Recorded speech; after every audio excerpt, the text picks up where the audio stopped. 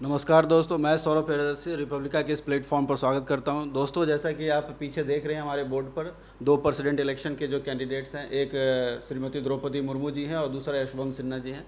तो जाहिर है कि आज दोस्तों हम हमारे बीच जो टॉपिक है इस पर हम डिस्कशन करने के लिए जा रहे हैं वो राष्ट्रपति इलेक्शन से जुड़ी हुई है। राष्ट्रपति इलेक्शन की बारीकियों को समझेंगे और देखेंगे कि कोई भी कैंडिडेट जो राष्ट्रपति जैसे पद को सुशोभित करता है कैसा होना चाहिए, जनता इससे क्या क्या एक्सपेक्ट करती है। तो चलिए दोस्तों, बिना समय गवाए जो है हम मुद्दे की बात करते हैं। हमसे हमारे साथ जुड़ गए हैं श्रीधरन जी इस डिस्कशन में भाग लेंगे।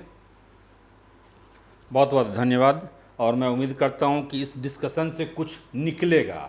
जनरली टीवी पर डिबेट होता है तो कहा जाता है कि वह मुर्गों की लड़ाई है, ठीक है, जो कि हमारे यहाँ भारतीय समाज में बहुत ही पुरानी खेल के रूप में रहा है, ठीक है। तो वो नहीं होगी, यहाँ से कुछ निष्कर्ष निकलेगा कि चीज़ें सही जा रही है, गलत जा रही है, या क्या होना चाहिए। एक बौद्धिक समाज के लिए यहाँ का पर्पस केवल डिबेट और डिस्कशन नहीं करना है, कुछ निष्कर्ष पर हम पहुँच सकें, कुछ अपना एक मत तैयार कर सकें। इसी मत की ओर हम आगे बढ़ेंगे। चलिए दोस्तों, डिस्कशन शुरू करते हैं। तो सबसे पहले दोस्तों जो जानने वाली बात है, जो सबसे ज़रूरी बात है कि एक राष्ट्रपति का कैंडिडेट होना, इसके लिए क्या क्या योग्यताएं होती है। तो मैं संक्षेप में आपको बता देता हूँ कि भारत के राष्ट्रपति बनने के लिए क्या क्या योग्यता हैं।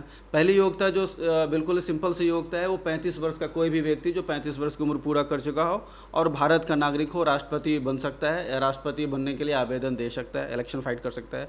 दूसरी जो प्रमुख योग्यता है वो किसी लाभ के पद पर न हो। और चौथी जो प्रमुख योग्यता है वो लोकसभा का सांसद, यानी कि संसद में जाकर बैठने की योग्यता रखता हो, यानी सांसद बनने की योग्यता रखता हो। ऐसा कोई भी व्यक्ति राष्ट्रपति के इलेक्शन को फाइट कर सकता है। आप सभी को पता ही होगा दोस्तों कि हमारे सामने दो राष्ट्रपति के कैंडिडेट्स जो है, भावी कैंडिडेट्स आ चुके हैं। 18 जुलाई को राष्ट्रपति के इलेक्शन पर वोटिंग होने वाली है और 21 जुलाई को इसकी जो है काउंटिंग होगी। यानी इस दिन हमें पता चल जाएगा कि हमारा अगला 16वां राष्ट्रपति जो भावी राष्ट्रपति कौन बनने जा रहा है, द्रौपदी मुर्मू बनने जा रही हैं या यशवंत सिन्हा होंगे। और इसके अलावा आपको पता होगा कि द्रौपदी मुर्मू जो है सत्ता पक्ष की ओर से कैंडिडेट है, जबकि यशवंत सिन्हा को विपक्ष की ओर से जो है विपक्ष की ओर से दावेदारी पेश कर रहे हैं। दूसरी जो प्रमुख चीज़ है दोस्तों राष्ट्रपति को लेकर, उसकी निर्वाचन पद्धति को लेकर कि निर्वाचन कैसे होता है। तो मैं संक्षेप में बता दूं कि राष्ट्रपति के निर्वाचन में लोग जो होते हैं वो संसद के दोनों सदन, लोकसभा और राज्यसभा दोनों के निर्वाचित सदस्य भाग लेते हैं। इसके अलावा जितने भी स्टेट्स हैं जहाँ की विधानसभा कार्यरत है, उन विधानसभा के जो निर्वाचित सदस्य हैं, जिसे आप सामान्य भाषा में एमएलए कहते हैं, ठीक है, वो एमएलए भी भाग लेते हैं। और इनकी निर्वाचन पद्धति जो होती है समानुपातिक होती है, अनुपातिक प्रतिनिधित्व होता है, एकल संक्रमणीय मत पद्धति होती है और गुप्त मतदान होता है। एकल संक्रमणीय मत पद्धति का मतलब होता है दोस्तों कि ये जो है वोट जो है ट्रांसफरेबल होती है। राष्ट्रपति का इलेक्शन जरूरी नहीं है कि फर्स्ट फेज में ही हो जाए, ये सेकेंड फेज, ये थर्ड फेज, ये फोर्थ फेज तक भी जा सकती है। इसका मतलब है दोस्तों समान शब्दों में कि कोई भी एक कैंडिडेट, चाहे वो एमएलए हो या सांसद हो, जब वोट करने के लिए जाते हैं तो उन्हें अपना एक वोट जो है दोनों ही कैंडिडेट को डालना पड़ेगा, ठीक है, सॉरी, दोनों एक कैंडिडेट को डालना पड़ेगा। उसमें जो है उन्हें वरीयता क्रम दिखाना पड़ेगा, नंबर 1 और नंबर 2 दिखाना पड़ेगा। इसका मतलब हुआ कि उन्हें ये बताना पड़ेगा कि द्रौपदी मुर्मू या यशवंत सिन्हा उनके वरीयता क्रम में पहले नंबर पर कौन है। और यदि पहले फेज के इलेक्शन काउंटिंग में अगर 50% +1 जो है वोट किसी कैंडिडेट को प्राप्त हो जाती है तो राष्ट्रपति इलेक्टेड माना जाता है। लेकिन यदि ऐसा नहीं होता है तो ये जो है सेकेंड फेज में इलेक्शन में जाएगी। इसमें क्या होगा कि द्वितीय मत पसंद के जितने भी कैंडिडेट्स होंगे, ठीक है, इनके कैंडिडेटशिप को जो रद्द कर दिया जाता है और द्वितीय वरीयता के जितने भी इन्हें मत मिले होंगे उन मतों को पहले वाले कैंडिडेट में ट्रांसफ़र कर दिया जाता है और फिर से मतों की गिनती की जाती है। और ऐसा तब तक किया जाता है जब तक कि किसी एक कैंडिडेट को 50% +1 वोट प्राप्त न हो जाए, अर्थात वो राष्ट्रपति इलेक्ट ना हो जाए। तो ये संक्षेप में हो गया राष्ट्रपति की निर्वाचन पद्धति। और जहाँ तक इस पर महाभियोग लगाने की प्रक्रिया है जिसके जरिए राष्ट्रपति को हटा सकते हैं दोस्तों, तो आपको पता ही होगा कि पार्लियामेंट के किसी भी सदन में, लोकसभा या राज्यसभा में जो है महाभियोग प्रक्रिया लाई जा सकती है। बस प्रोविजंस ये है कि महाभियोग प्रक्रिया लाने के लिए ज़रूरी है कि जिस सदन में भी इसे लाया जाए उसके 1/4 सदस्य जो इस पर हस्ताक्षर कर दे। हस्ताक्षर करके जो है 2/3 बहुमत से, उस सदन के 2/3 बहुमत से इस प्रपोजल को जो है पारित करना होता है। फिर जाकर ये पहले दूसरे सदन में जाती है जहाँ इस पर महाभियोग प्रक्रिया की जो है जांच होती है। और जांच में अगर ये उचित पाया जाता है तो दूसरी सदन भी अपनी विशेष बहुमत से, यानी 2/3 बहुमत से इसे पारित करती है। और पारित करने की तिथि से ही वो व्यक्ति राष्ट्रपति के पद से मुक्त माना जाता है। तो ये तो हो गई दोस्तों राष्ट्रपति की योग्यता और निर्वाचन संबंधी चीज़ें, और साथ में साथ महाभियोग प्रक्रिया के द्वारा राष्ट्रपति को कैसे हम हटाते हैं।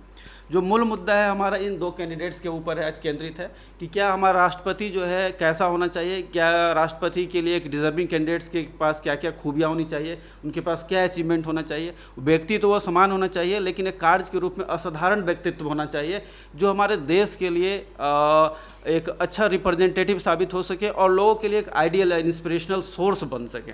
तो ऐसे स्थिति में हम देखेंगे दोस्तों इन दोनों कैंडिडेट्स के बारे में कि इन दोनों कैंडिडेट्स की क्या क्या खूबियाँ हैं, क्या क्या विशेषता है, उनका करियर कैसा रहा है। सबसे पहले बात करते हैं श्रीमती द्रौपदी मुर्मू जी की। तो दोस्तों आपको पता होगा कि द्रौपदी मुर्मू जी का संबंध जो है उड़ीसा से है। उड़ीसा के रायरंगपुर जगह से बिलोंग करती है, बाजपोसी जगह है जहाँ इनका जन्म स्थान है। ठीक है, इन्होंने अपने करियर की शुरुआत दोस्तों 1979 में एक क्लर्क के जूनियर क्लर्क के रूप में की थी। ठीक है, जूनियर क्लर्क के बाद ये आगे चलकर जो है Shri Aurobindo integral research institute जो एजुकेशनल इंस्टीट्यूशन थे वहाँ जाकर ये क्लर्क बनती हैं, और क्लर्क बनने के बाद 1997 में इनका जुड़ाव जो है पॉलिटिक्स से होता है। सबसे पहले वार्ड पार्षद के रूप में उसी जगह से चुनी जाती है, राय रंगनाथपुर जगह से वार्ड पार्षद के रूप में चुनी जाती है। फिर जाकर ये 2000 से 2004 के बीच में ये नवीन पटनायक मंत्रिमंडल की मिनिस्टर भी रहती हैं, मिनिस्ट्री का पद भी इन्होंने संभाला है। और इसके अलावा दोस्तों 2015 में झारखंड की राज्यपाल रह चुकी है। 6 वर्ष का कार्यकाल पूर्ण करने के बाद ये रिटायरमेंट की जीवन जो है व्यतीत कर रही थी। दूसरी ओर इनके जो अपोनेंट हैं वो यशवंत सिन्हा जी हैं। यशवंत सिन्हा के करियर की अगर बात करें दोस्तों तो 1960 के जो है IAS टॉपर्स रहे हैं। इनका ऑल इंडिया रैंक जो है 12वां आया था 1960 में, और IAS बनने के बाद इन्हें बिहार और झारखंड, उस समय चूँकि बिहार और झारखंड ज्वाइंट था, तो एक बार ये झारखंड में जो सल्थाल परगना का एरिया है वहाँ ये कमिश्नर के पोस्ट पर हुआ करते थे, और उस समय बिहार के जो मुख्यमंत्री थे श्री महामाया प्रसाद सिन्हा हुआ करते थे। एक बार महामाया प्रसाद, एक ज़रूरी वाक़या है दोस्तों यशवंत सिन्हा के बारे में जो मैं आपको बताना चाहता हूँ। एक बार महामाया प्रसाद सिन्हा का जो है उस क्षेत्र में जो है विजिट हुआ। विजिट के दरमियान जो है बहुत सारे लोग जो थे पहुँच गए महामाया प्रसाद सिन्हा यानी CM के पास, और वो अपने अपने कंप्लेन जो है उनके सामने दर्ज करवा रहे थे। और यशवंत सिन्हा से बार बार जस्टिफिकेशन जो है CM के द्वारा पूछा जा रहा था, और यशवंत सिन्हा जो है जस्टिफिकेशन देने का पूरा प्रयास कर रहे थे। लेकिन CM के साथ उनकी सिंचाई मंत्री भी थे जो शायद कम्युनिस्ट पार्टी से बिलोंग करते थे। वो यशवंत सिन्हा के ऊपर झल्ला गए, काफ़ी गुस्सा गए, जो यशवंत सिन्हा को बहुत ही बुरा लगा। बाद में CM ने उस कुछ समय के बाद यशवंत सिन्हा को जो है कमरे में बुलाया और यशवंत सिन्हा से कहा कि आपको जो है बाहर जिस तरीके का बिहेव कर रहे हैं तो इस तरह का बिहेव जो है नहीं करना चाहिए था। तो यशवंत सिन्हा ने तपाक जवाब दिया CM को कि सर आपके मंत्री को भी हमारे साथ इस तरह का बिहेव नहीं करना चाहिए था, मैं इस तरह के बिहेव का आदी नहीं हूँ। इतना सुनते ही महामाया प्रसाद जो थे, जो बिहार के CM थे, बिहार और झारखंड के ज्वाइंट CM थे उस समय, तो उन्होंने बोला कि आपकी इतनी ज़रूरत कैसे हो गई कि एक CM से जो है आप ऐसे बात कर रहे हैं, आप जल्द से जल्द जो है दूसरी नौकरी की तलाश कीजिए क्योंकि आपके नौकरी जाने वाली है। ऐसा वो यशवंत सिन्हा से बोलते हैं। यशवंत सिन्हा भी बिना किसी लाग लपेट के CM को जवाब देते हैं कि माननीय CM महोदय, देखिए मैं एक बात स्पष्ट कर देना चाहता हूँ कि मैं ये कोई भी व्यक्ति जो है CM तो बन सकता है, लेकिन प्रत्येक व्यक्ति जो है IAS नहीं बन सकता है। और ये बात बोलकर यशवंत सिन्हा बिना किसी लाग लपेट के उस कमरे से बाहर निकल जाते हैं। तो प्रशासनिक अधिकारी के रूप में यशवंत सिन्हा जो काफ़ी सख्त नेचर के थे और काफ़ी इनका कार्यकाल भी जो है काफ़ी अच्छा रहा, अचीवमेंट बना रहा है, काफ़ी तेज़ तर्रार माने जाते थे। 1984 में इन्होंने जो है IAS के पद से इस्तीफा दे दिया और जो है जनता पार्टी को ज्वाइन कर लिया। जनता पार्टी को ज्वाइन करने के बाद ये BP सिंह सरकार में इन्हें राज्य मंत्री बनाया गया था, स्वतंत्र प्रभार के राज्य मंत्री बनाने के लिए प्रपोज किया गया था, लेकिन इन्होंने इस पद को लेना जो है इनकार कर दिया। इन्होंने बोला कि मैं इससे बेहतर डिज़र्व करता हूँ, इसलिए इस पद को नहीं लूँगा। फिर जाकर जब चंद्रशेखर की सरकार बनी तो इन्हें वित्त मंत्री जैसा पद मिला। आगे चलकर NDA की जब सरकार अटल बिहारी वाजपेयी के नेतृत्व में बनी तो इन्होंने वित्त मंत्री और विदेश मंत्री जैसे पदों को सुशोभित किया है। और 2009 में भी ये सांसद थे, और 2009 के बाद इनके BJP से खटपट चलने लगा, यानी इनकी जो है BJP से बनी नहीं तो इन्होंने TMC ज्वाइन कर लिया आगे चलकर। ठीक है, इनके बेटे जयंत सिन्हा जो है हजारीबाग सीट से ही प्रतिनिधित्व करते हैं और BJP के टिकट से वो सांसद हैं। और फिलहाल ये TMC में थे और TMC से इन्होंने जो है त्याग पत्र देकर जो है राष्ट्रपति इलेक्शन के लिए जो है ये अपनी तैयारी कर रहे हैं।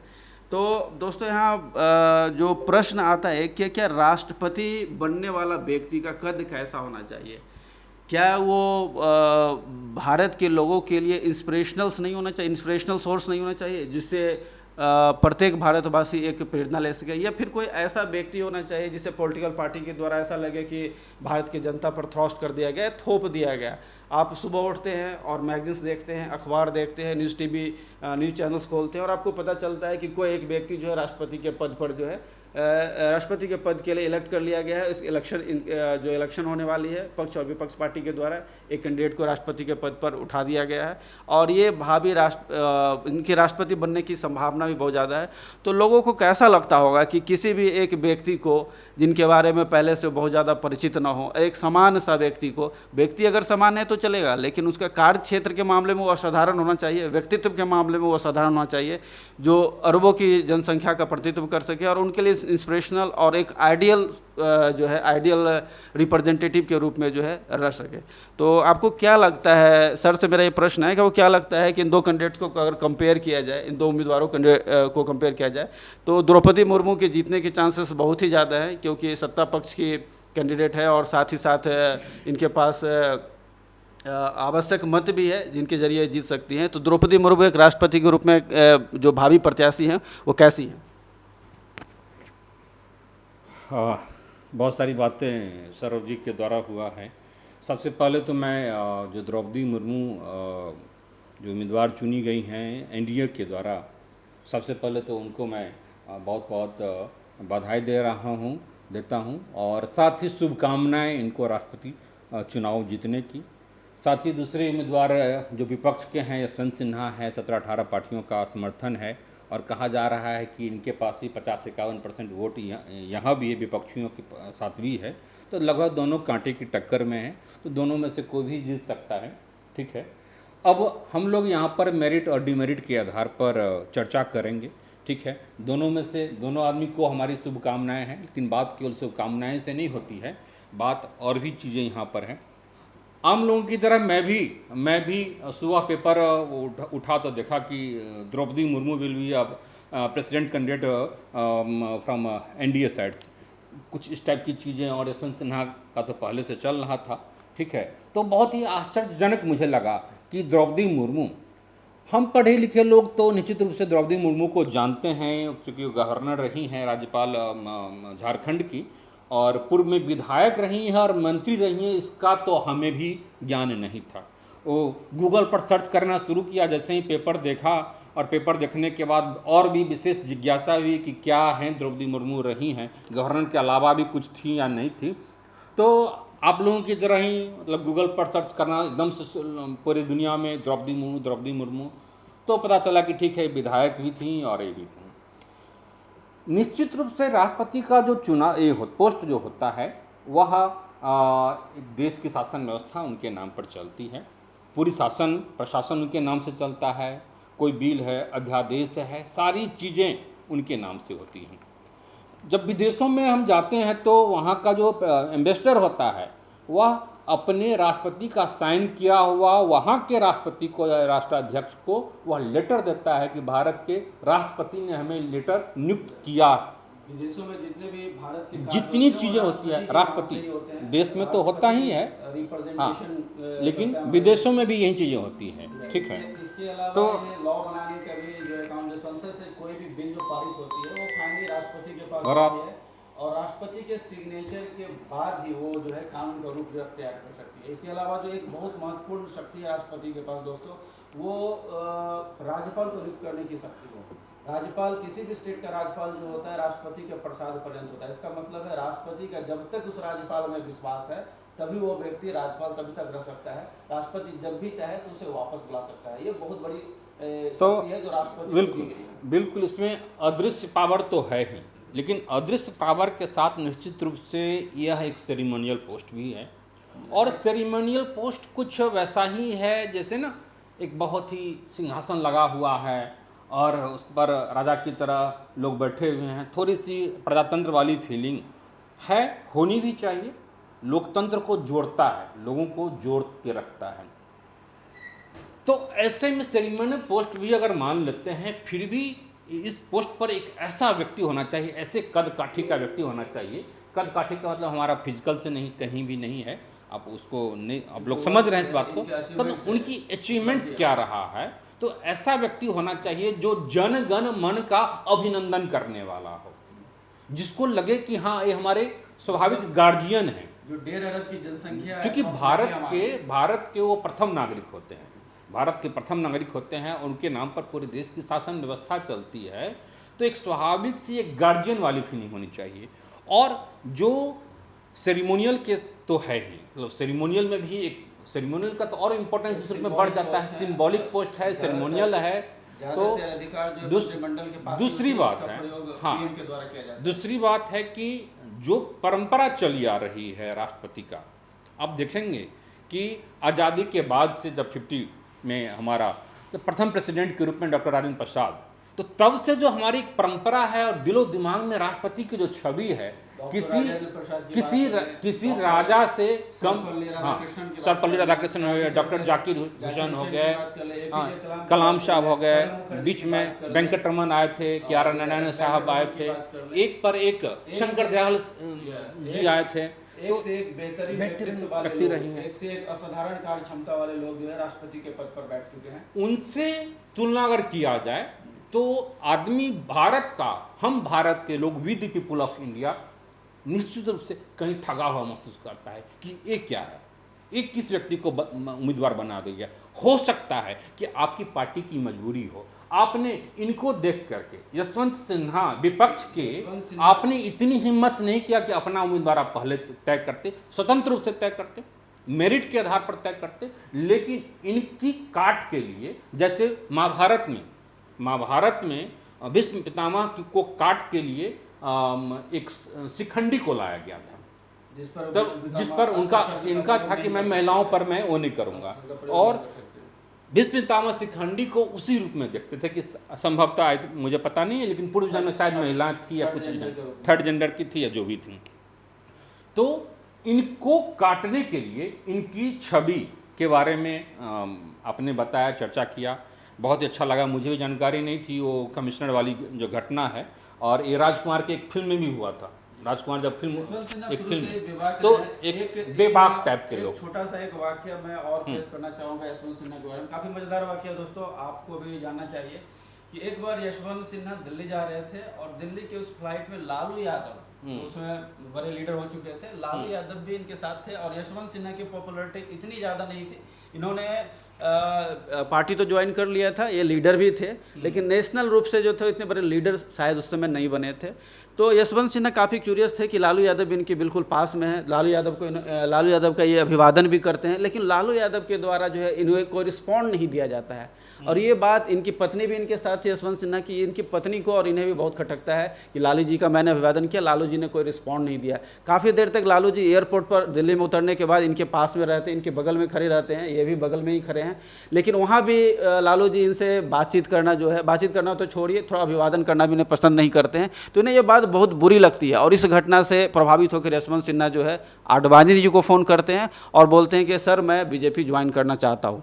और तब से लेकर यशवंत सिन्हा को हम आज जान रहे हैं, और आज के डेट में नो डाउट कोई शक नहीं है कि ये नेशनल लेवल के जो है लीडर हैं, और बहुत ही तेज़ तरह लीडर हैं, चाहे विदेश मंत्री के रूप में बात करें या फिर हम वित्त मंत्री के रूप में बात करें, इनका कार्यक्षेत्र काफ़ी प्रभावशाली रहा है। और अगर हम 90 के टिकट की बात करें दोस्तों, तो आपको पता होगा कि इंडिया की इकोनॉमिक क्राइसिस जो थी, जो आर्थिक संकट से इंडिया गुजर रहा था, तो उस समय संयोग ऐसा था कि यशवंत सिन्हा हमारे वित्त मंत्री थे, और इनके ही हस्ताक्षर से जो 20 टन सोना जो बैंक ऑफ इंग्लैंड में रखा गया था, उस पर हस्ताक्षर करने वाले वित्त मंत्री हमारे यशवंत सिन्हा ही थे। आप में से शायद बहुतों को पता नहीं होगा, लेकिन आप ये जान लीजिए।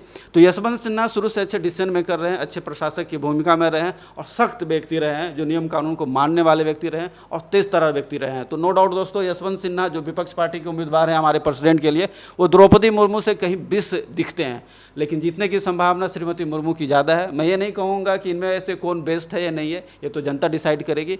मैं केवल इतना कहना चाहता हूँ कि क्या प्रेसिडेंट के इलेक्शन में ऐसे उम्मीदवार को खड़ा नहीं किया जाना चाहिए जो जनता के लिए एक आइडियल हो, जनता के लिए एक इंस्पिरेशनल सोर्स हो, और इंटरनेशनल लेवल पर जब आप इसे रिप्रेजेंट करते हैं अपने देश को, 1.5 अरब की आबादी को और दुनिया के सबसे बड़े लोकतंत्र को जब रिप्रेजेंट करते हैं, तो पूरी दुनिया आपकी ओर देखती है और उस दुनिया को लगे कि नहीं, कोई कद्दावर व्यक्ति है जो अपने कार्य क्षेत्र से, अपने अचीवमेंट से दुनिया को लीड कर सकता है, दुनिया को एक नया विजन दे सकता है। ऐसा व्यक्ति नहीं होना चाहिए, या फिर एक ऐसा व्यक्ति होना चाहिए जो जस्ट लाइक ए पपेट, एक कठपुतली की तरह हो, जो मंत्रिमंडल के इशारे पर और पीएम के इशारे पर जो है नाचता रहे।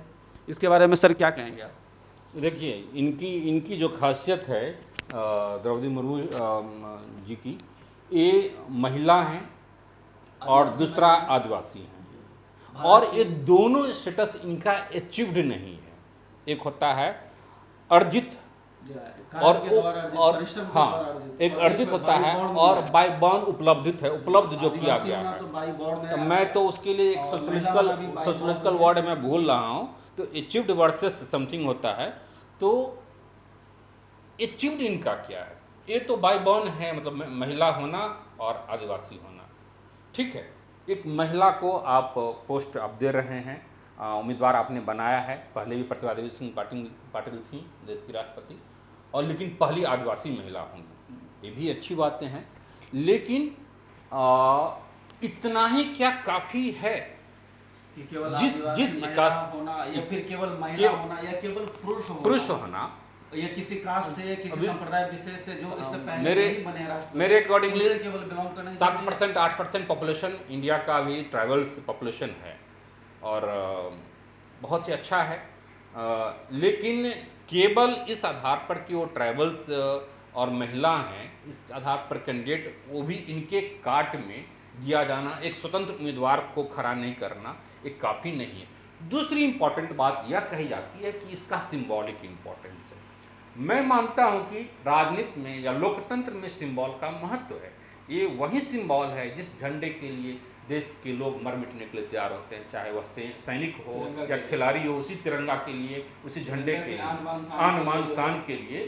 तो ये यह केवल सिंबल है, झंडा एक प्रतीक होता है राष्ट्रीयता का, राष्ट्रभाव का। राष्ट्रपति भी तो प्रथम देश की प्रथम नागरिक, प्रथम महिला होंगी, और ये पूरे देश को रिप्रेजेंट करेगी। तो नो डाउट ऐसे होनी चाहिए जो हर व्यक्ति को लगे कि नहीं, इससे डिग्निफाइड पोस्ट पे डिजर्व करती है जो भी व्यक्ति बन रहा है। मैं पर्टिकुलर जो है द्रौपदी मुर्मू या यशवंत सिन्हा की बात नहीं कर रहा हूँ।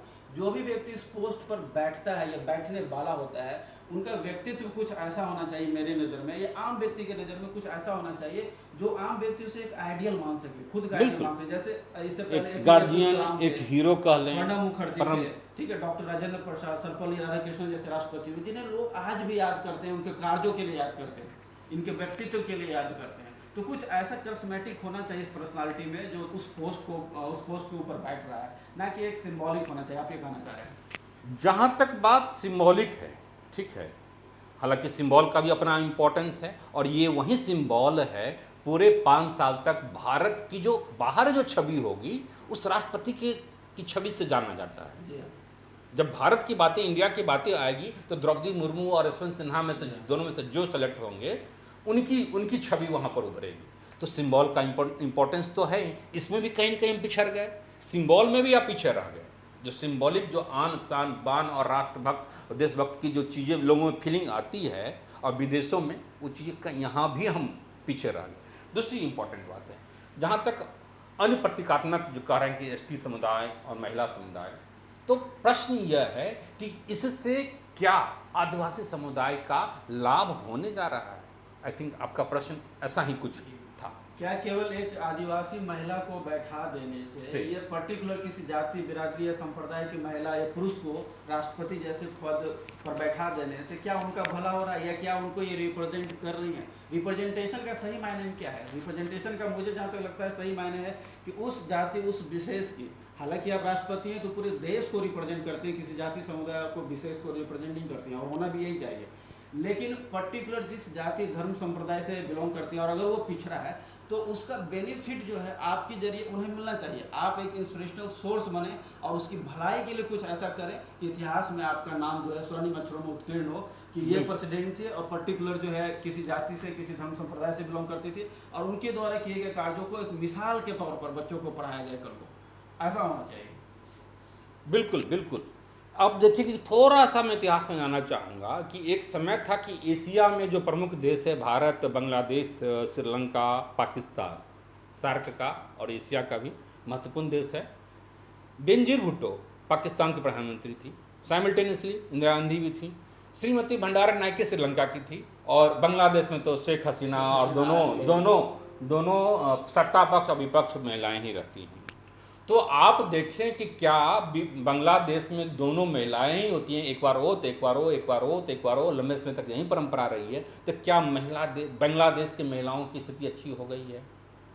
क्या पाकिस्तान की महिलाओं और अफगानिस्तान की महिलाओं को, जहाँ पर शिक्षा तक का अधिकार नहीं है, कुछ कई ऐसे क्षेत्र हैं, वहीं से जो नोबेल अवार्ड मिला है इनको पख्तून क्षेत्र से, जिनको गोली मार दी गई थी, तो जहाँ पर शिक्षा तक का अधिकार महिलाओं को नहीं है, अभी बुर्को वाली, वहीं बेनजीर भुट्टो वहाँ की प्रधानमंत्री थी। श्रीमती भंडारा नायके श्रीलंका के प्रधानमंत्री थे। रणतुंगा उनकी, मतलब कुमारी रणतुंगा उनकी बेटी थी, वो भी राष्ट्रपति।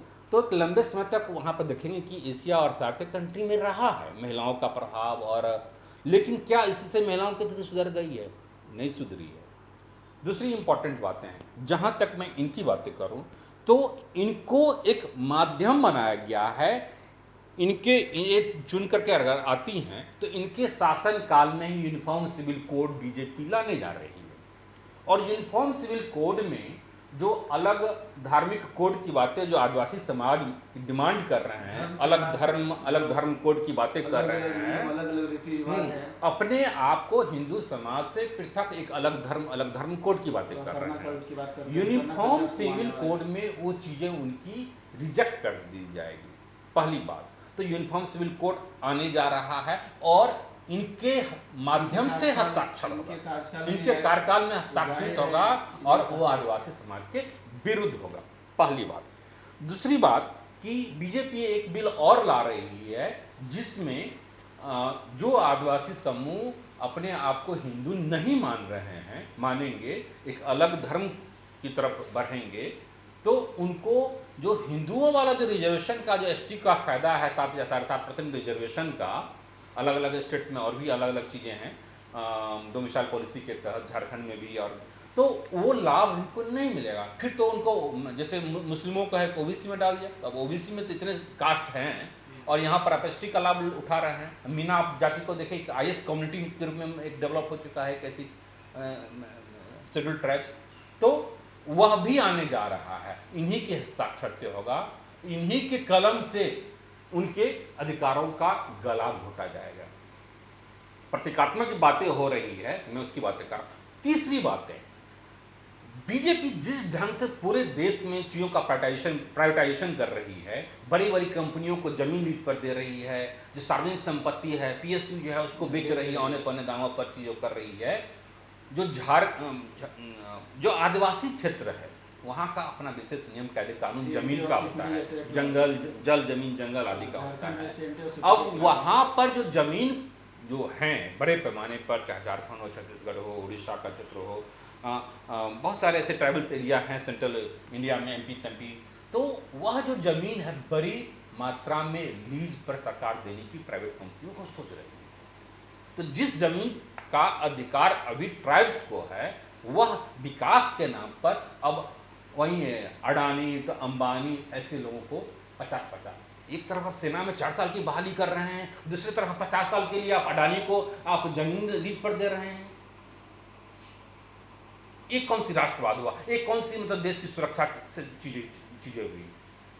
तो इनके हाथों से आदिवासी समूह का सबसे गला घोटने का काम किया जाएगा, और ये तीनों बिल पर ये अगर चुन के आती हैं तो लिख लीजिए कहीं भी, ये आंख बंद करके सिग्नेचर करेंगे। अगर कोई भी व्यक्ति जिसका अपना कोई राय हो, अपनी कुछ ये हो, विजन हो, वह व्यक्ति आंख बंद करके नहीं करेगा। यह जो एक तो इनके काट में लाया गया है। दूसरी बात है कि राजनीति में एक पॉपेटिज्म की चीजें चल रही है।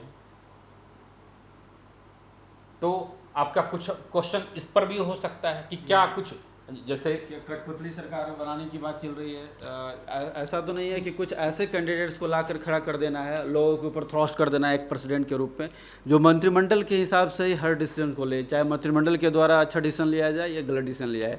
जबकि राष्ट्रपति के पास वीटो जैसे पावर्स भी हैं। वीटो पावर इसलिए ही दी गई राष्ट्रपति को, अगर मंत्रिमंडल कुछ ऐसे नियम कानून को, ऐसे चीज़ों को संसद से पारित करती है जो देश हित में नहीं है या लोक हित में नहीं है, तो उस पर वीटो पावर का यूज करके राष्ट्रपति उसे मंत्रिमंडल को वापस कर सकती है या अपने पास रख सकती है। ऐसे चीज़ों के लिए ही जो है, ऐसे ही चीज़ों के लिए जो है वीटो पावर दिया जा रहा है। तो क्या लगता है कि द्रौपदी मुर्मू अगर बन जाती हैं प्रेसिडेंट, तो इस तरह के वीटो पावर का यूज देखने को आपको मिल सकता है? और दूसरी जो महत्वपूर्ण बात है द्रौपदी मुर्मू के बारे में, एक चीज़ कही जा रही है कि उन्होंने हाल ही में अपना 64वां जन्मदिन मनाया है, ठीक है, 64 वर्ष पूरी कर चुकी हैं ये, तो इन्हें यंगेस्ट प्रेसिडेंट कहा जा रहा है, एक तरीके से कहिए यूथ प्रेसिडेंट